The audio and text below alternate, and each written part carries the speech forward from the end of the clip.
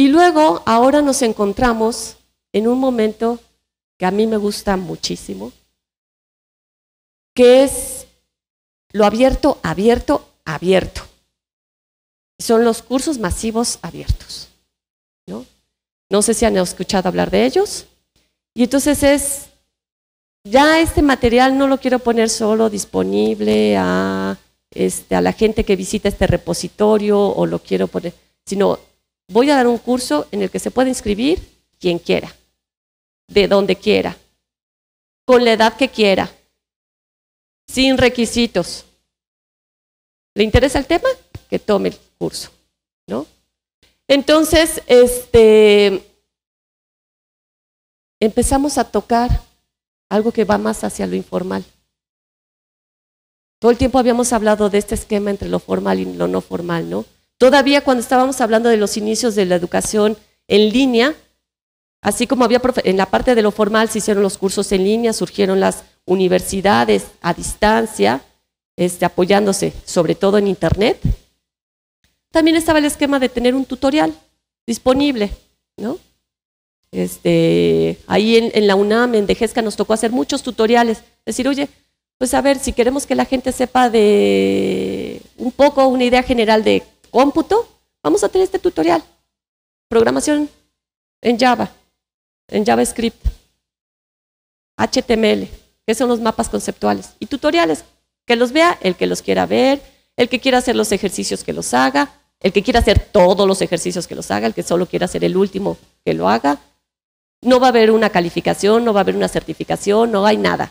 Esto es al que le pueda interesar el tema, está abierto, ¿no? Pero no había un asesor. Entonces ese era un esquema no formal de educación. Y aquí empezamos un poco a tocar esa parte de lo no formal, ¿no? No estamos poniendo estas cuestiones de requisitos, no estamos, incluso hay gente que se inscribe en los cursos de Coursera y dice, o en los cursos masivos, dice, a mí no me interesa la calificación, de hecho yo voy a resolver los ejercicios que me interesen, los que no, los que sienta que se los quiero enviar y quiero recibir una retroalimentación, lo envío, los que no, tampoco, y tan contento sigo, ¿no? Y seguimos todos además, porque ese es el esquema. Entonces, pero eso pues nos implica ya empezar a trasladar o integrar espacios informales de trabajo. Que ya es otra cosa también, ¿no? Y cómo recuperamos esas experiencias o cómo fomentamos que la experiencia que se dio en este curso se traslade a otro espacio que no está concebido dentro de la formalidad. Y cómo los apoyamos para que se dé como docentes y que pueda tener un sustento, ¿no?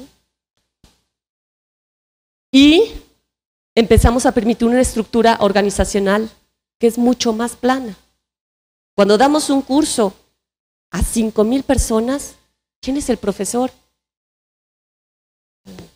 Está como muy diluido ahí, será el que más o menos diseñó el curso, el que más o menos dice las actividades, pero en realidad se conforma un foro en el que un grupo de personas están llevando su dinámica, se están preguntando y respondiendo entre ellos solos y van caminando bien y bonito, ¿no? Entonces es algo como muy, muy horizontal y que deja muchos aprendizajes o de manera muy personal, quizás lo veré así, pero creo que sí es algo que cambia completamente esa estructura de lo que teníamos concebido, ¿no? Y entonces lo que impulsamos ya no es aprendizaje en red, ya no son redes de aprendizaje, sino ecologías de aprendizaje. Y este término que se ha manejado, que lo han manejado diversos autores, tiene que ver precisamente con, como en la ecología, qué tipo de ecosistemas tenemos que hacer para que se mantengan vivos, ¿no? Y en determinado momento habrá algunos seres que nacen, crecen, maduran y se mueren. Entonces habrá ciertas iniciativas que surgen a partir de una experiencia educativa, crecen, se generan, maduran y después ya caen. Se aprendió, se hizo, sirvió para lo que se necesitaba, pero eso se trasladó a otro ramo.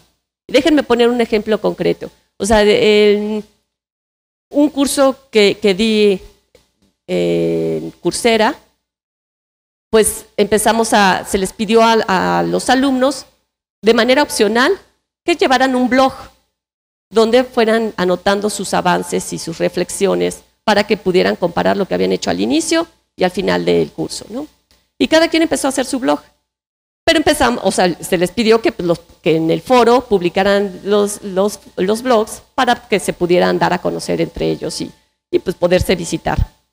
Y de repente ya había grupos de personas que se conocieron en el curso y ya habían dicho, ¿saben qué? Ya decidimos que nosotros 8 vamos a dar cursos gratuitos de tecnología para la educación. Entonces ya tenemos armado un curso de JavaScript, uno de Dreamweaver, uno de Flash, Dreamweaver, uno de Flash, y son gratuitos y somos tales personas y cuando quieran, pues ahí estamos.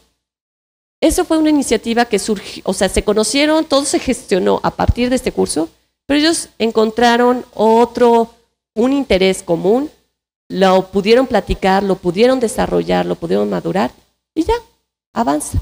Decíamos, bueno, ojalá, lo que esperamos es que ya este curso se acabe en 5 semanas, que ustedes puedan continuar con esas redes que estuvieron generando. Y que de ahí salgan otras iniciativas y de esa manera es un sistema vivo. No se acaba cuando concluye el curso, ¿no? Pero ya tampoco depende del curso, ¿no? Entonces, son esa cuestión de ecologías de aprendizaje. Y ese es el momento en el que nos encontramos ahorita. Entonces, pues ya le pusimos muchas cosas al docente que hacer, ¿no? Muchísimas cosas. Pasamos a la siguiente, por favor. Ay, ¿sí se lee? ¿Sí? Según yo lo puse para que se notara. Esta lista de puntos los pone un investigador español con relación a lo que son las competencias profesionales del docente en la sociedad del siglo XXI. Él no habla de abierta ni a distancia, ¿no? Él dice el docente en general. Lo que yo quise marcar en rosa son los puntos que hemos estado platicando aquí, ¿no? Y que sí los estamos atribuyendo directamente a la parte de sistema abierta y a distancia. Entonces, el profesor como asesor, no deja de tener esa función tan importante el profesor. Se pone énfasis en el aprendizaje. A lo largo de toda la experiencia de la educación abierta y a distancia, ese ha sido el foco, el aprendizaje y basado en la autonomía, ¿no? En promover la autonomía del estudiante. Diseñar y gestionar sus propios recursos. Bueno, ya ahorita veíamos que, pues que sí, ¿no? Ya con la introducción de Internet hemos empezado a desarrollar en las modalidades abiertas y a distancia. ¿Por qué? Porque ahora además contamos con una gran diversidad de repositorios, de recursos abiertos, que muchas veces vale la pena preguntarse, ¿es necesario volver a desarrollar un simulador de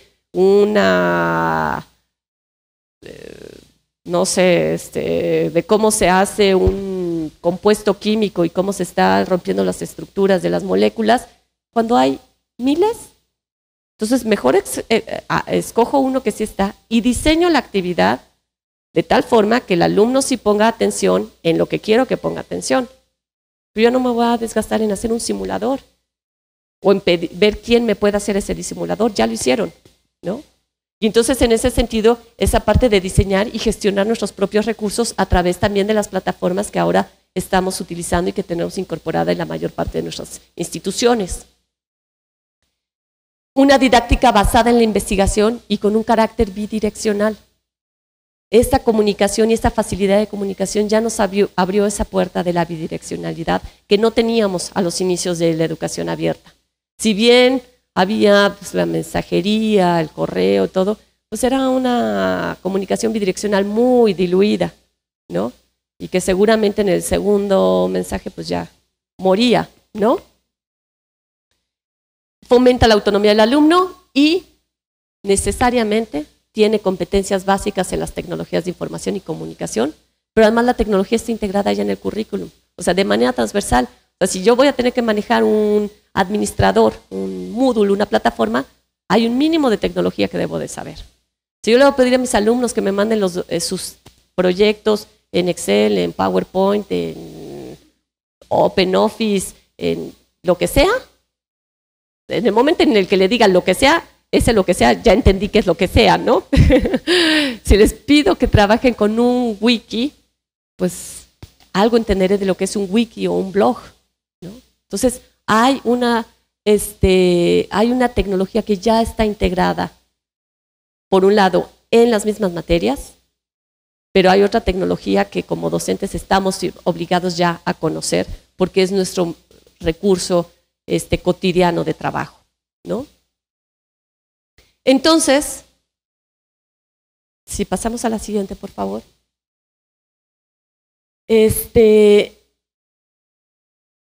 Yo quería mostrarles este mapa que hace la Comisión Europea en la parte de educación, donde dice hacia dónde van las tendencias educativas, cuál es el futuro de la educación. Y hablan sobre este eje central, la informalidad, o sea, los programas informales, la colaboración y la personalización, ¿no?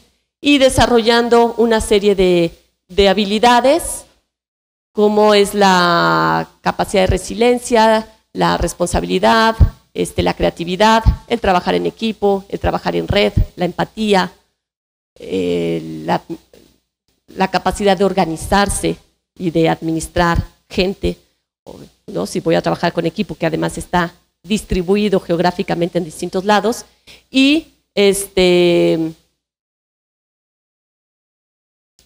y habilidades metacognitivas. Y las nuevas formas de aprender, ¿no? O sea, a un aprendizaje muchísimo más centrado, un aprendizaje social y un aprendizaje para toda la vida. Pero yo lo que veo es que en realidad nuestra parte de nuestros programas de educación y lo que le estamos pidiendo al profesor de educación en general, cada vez más se va inclinando hacia lo que tenemos en las modalidades abiertas y a distancia.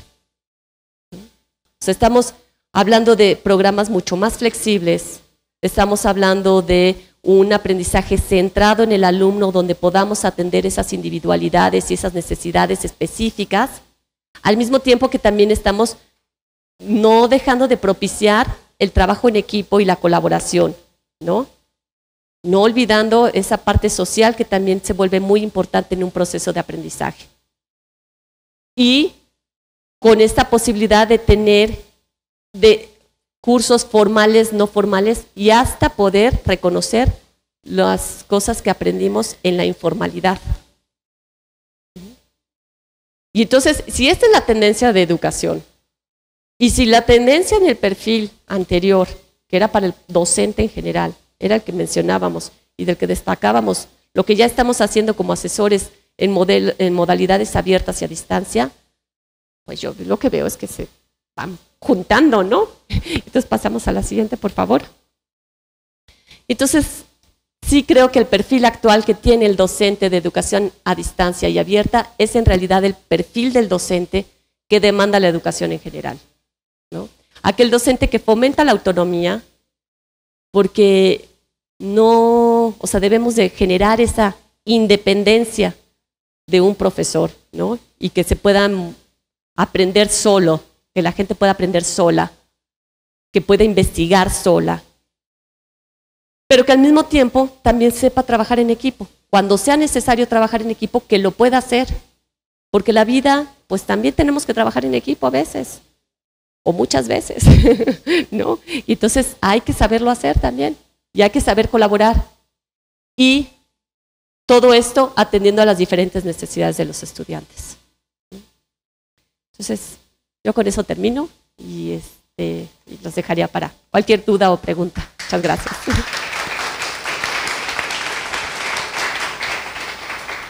Bien, pues pasamos a la sección de preguntas. No sé si por ahí surjan dudas o quieran comentar algo.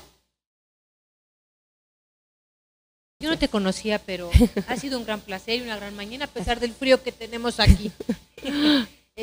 A mí me llama mucho la atención que tú planteas flexibilidad en el currículum. Y yo creo que es uno de los principales retos que tenemos que encontrar los maestros ante que nos enfrentamos a materiales, de materias nuevas de repente de un periodo a otro, pero yo creo que si bien nosotros como profesores nos vamos pasando por un proceso de adaptación para enseñarle a los chicos, nosotros somos operativos de ese currículum, pero el currículum no es flexible en la actualidad. Tú tienes materiales que inclusive tienen errores desde los más básicos, ¿no? Que son errores de ortografía, errores de contenido, porque de alguna manera quizá conoces esos autores un poco más viejitos, con materiales más completos, y entonces el reto muy grande es que entonces las actividades de aprendizaje empiezan a perder pertinencia en función de lo que dice el contenido y de lo que plantea la actividad. Y otra parte que es asustante, y yo tengo pocos años de estar en esto, apenas me involucré en el 2010, y esa otra parte en la que, como un curso que yo doy en un semestre en presencial, precisamente por los criterios no flexibles, que no sé si sean del currículum, quién sabe de dónde, plantean que sea el mismo programa que yo doy en presencial 6 meses, sea el mismo contenido para, no sé, 6 semanas o un periodo más corto. Entonces, yo veo que todavía no hay esa flexibilización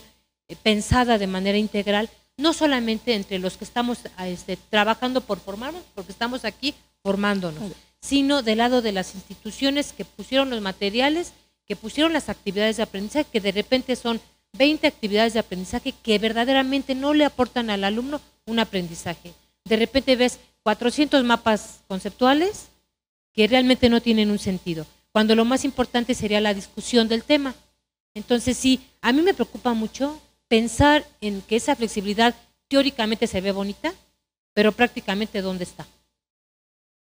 Sí, yo creo que ese es un problema común que estamos viviendo y que las instituciones además que son tan grandes como la UNAP, como la UNAM, como el Instituto Politécnico, luego dar esos cambios son cuestiones como muy, muy difíciles, ¿no?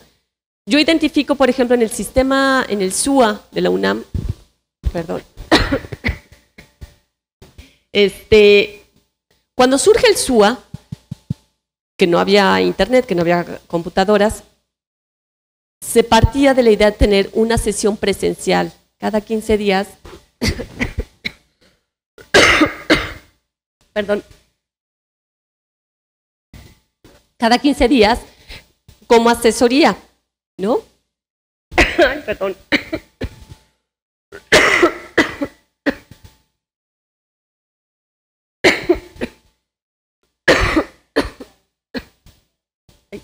Gracias. Sí, ¿verdad?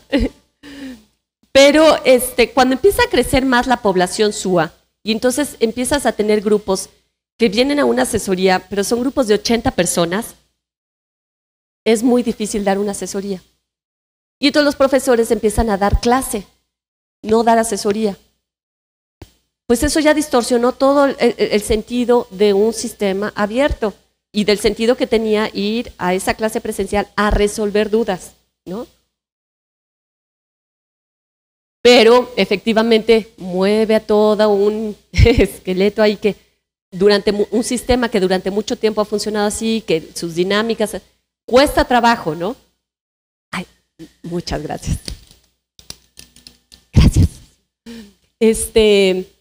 Entonces, son de las cosas que es estar luchando y que, por ejemplo, desde la Coordinación de Universidad Abierta y Educación a Distancia, que es donde yo estoy, pues se ha tratado de poner ese énfasis y de estar cambiando las cosas, y algunas cosas que son de normativa, algunas cosas de cómo se estableció, que es el sistema abierto, y que pues ahora hay que irlo cambiando, pero que además tienes que luchar con la autonomía de cada facultad, porque habrá facultades que ya lo cambiaron y no sin ningún problema, y hay facultades que todavía les cuesta trabajo hacer otro tipo de adecuaciones, ¿no?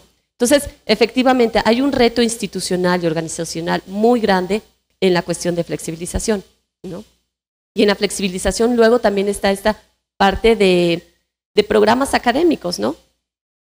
Porque muchas veces por cómo dice el estatuto, quién es un alumno, qué requisitos debe de cumplir un alumno, pues este esquema de de poder entrar a un curso como los de Coursera que mencionaban, donde pues no importa la edad, no importa, y lo mismo teníamos estudiantes o en el curso de educación abierta, un chico de 16 años que una señora de 75 años, ¿no? Y los dos tenían interés de aprender y los dos tuvieron la oportunidad de tener acceso a ese curso. Pero de repente nos volvemos muy, muy rígidos y seguimos arrastrando todos esos esquemas de control, de pues sí, de control o de apropiación, que no me lo muevan, que no me lo copien, que no me lo quiten y tiene que ir así, ¿no? Esas estructuras tan rígidas que cuesta trabajo moverlas. Es un reto muy, muy importante. Efectivamente creo que es el mayor, ¿no? Es el mayor. Y luego hay otro también que sí se repite mucho. Cuando yo inicié la charla de hoy decía, educación abierta no es lo mismo que educación a distancia, ¿no? Y cuando se ha empezado a crecer la demanda de oferta, que ha empezado a crecer la oferta de cursos a distancia, se empiezan a hacer cosas horribles, donde no está considerado cuál es realmente el papel de un asesor. Y entonces ni es un sistema abierto, pero tampoco es un sistema tradicional. Entonces no tengo un profesor que me da clase, pero tampoco tengo un asesor, porque ya hay unos materiales hechos. Y entonces él como que nada más califica. ¿Y quién me orienta? Nadie, ¿no? Entonces, hace poco platicaba con una persona y me decía, pues mira, se supone que me inscribí en esta maestría que es presencial, nada más tengo que ir viernes y sábados, pero me mandan al sistema y me dicen, ay, pues no hay contacto con el asesor. Dice, pues para eso mejor me cambio al sistema abierto. Si ya sé que no voy a tener contacto con asesor, pues entonces me cambio al abierto. Digo, no, y a lo mejor en el abierto sí tienes contacto con el asesor, pero esta distorsión de las cosas dejan ahí lagunas que son muy fuertes y que deterioran y distorsionan además, ¿no?, los programas. Entonces ahí también tenemos retos como muy, muy importantes, que es lo mismo que mencionas, ¿no? Si de repente te encuentras con un currículum que tiene errores, ¿en qué momento puedo intervenir y hacer correcciones? ¿Y en qué momento estoy atada de manos? Gracias. ¿Y una pregunta más? Maestra, ¿cuál es de acuerdo a su experiencia, cuál es la experiencia, cuál es la importancia del uso de la tecnología para esta transformación que nosotros estamos pasando? Me refiero al uso de las TIC. Pues yo creo que el uso de la tecnología es inminente. O sea, no podemos darle la vuelta. Y no podemos darle la vuelta como profesores porque nuestros alumnos viven con las tecnologías, porque nuestros hijos viven con las tecnologías, porque nuestros amigos viven con las tecnologías, porque nosotros mismos vivimos con las tecnologías. Es muy curioso, hay un estudio que dice, se le pregunta a los profesores qué tipo de actividades hacen personales, con internet o con sus celulares. Bueno, pues pago el banco, chateo, estoy en Facebook, busco información, busco películas, tal. ¿Qué actividades haces con tus alumnos con las tecnologías? Nada. ¿Por qué? O sea, si ya nos apropiamos de esta tecnología y forma parte de nuestra vida social, cultural, económica, porque también los bancos y transacciones o trámites, o sea, ya está inmersa en nuestra vida, ¿por qué no lo llevamos a nuestra vida también profesional? Como lo hacen otros profesionistas, ¿no? Entonces, yo creo que no hay vuelta de hoja. Estamos obligados, o sea, si no lo queremos ver como, pues estamos en medio, estamos obligados a adoptarlas, ¿no? Pero es que ya, no sé si conocen a la doctora María Elena Chan, y ella menciona esta parte de tener 3 espacios, ¿no? El espacio urbano, el espacio rural y el espacio digital. Dice, hoy en día transitamos en esos 3 espacios y de manera muy fácil te sales de uno y te sales al otro, pero ya son parte de tu entorno, son parte de tu ecosistema y así lo tenemos que ver, ¿no? Por ejemplo, yo vengo de FES Cuautitlán, de la UNAM, Y obviamente pues estamos pasando también de un modelo tradicional a uno más flexible. Y las nuevas generaciones de maestros pues estamos incorporando el uso de las TIC en el aula. Entonces es una transición difícil, pero yo sí recomiendo a toda la gente, a todos los compañeros que están aquí, que se capaciten. La capacitación en TIC es lo más importante para ir aplicándolas y apropiándonos de ellas en el aula. Exactamente, gracias. Bien, pues creo que ya no tenemos dudas por ahí. Queremos agradecer la participación de la maestra Larisa con su ponencia La transformación del docente para la educación abierta y a distancia. Agradecemos su tiempo, nos colgamos un poquito, pero no teníamos la otra. No importa, la otra ponente no había llegado, entonces no hay ningún problema, estamos en tiempo. Bueno, un aplauso para la maestra, por favor. Gracias.